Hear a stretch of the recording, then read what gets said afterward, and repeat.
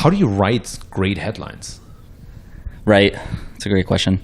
Well, you write great headlines by making somebody a promise, right?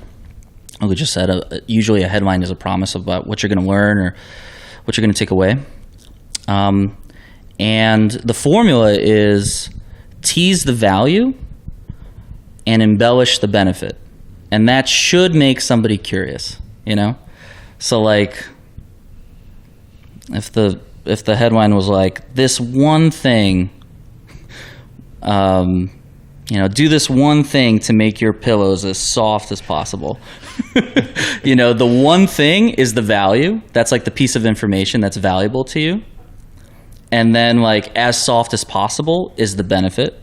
And it's kind of hyperbolized, right? Like you're not going to make this as soft as possible. Probably not. Like that's really, really soft. But when you say as soft as possible, it puts an image in someone's mind, and it puts a story in someone's mind, a narrative in someone's mind, and it's a way of embellishing without, lying in a way, and that's like once you start lying, that's clickbait. If the promise isn't fulfilled in the article or whatever it is, then it's clickbait. But if you use that formula,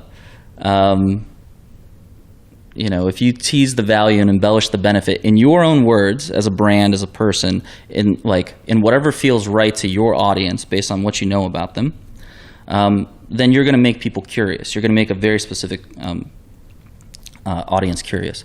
And so that's how you write a good headline. I wish it was more complicated than that, but I really think it just boils down to that. And that's actually it comes from a thing called fascinations. A fascination is basically like a sentence that makes people extremely curious and take action in that order. And the thing about fascinations is it could live as a headline on your blog, but it could also be a subject line. It could also be a subhead. It's really just a mechanism to get people to keep on reading. And like if you boil down copywriting, copywriting is really just like getting somebody from the top of a page to the bottom of a page, and at the bottom of the page getting them to do something. So like these fascinations, they're so versatile because they just keep people moving.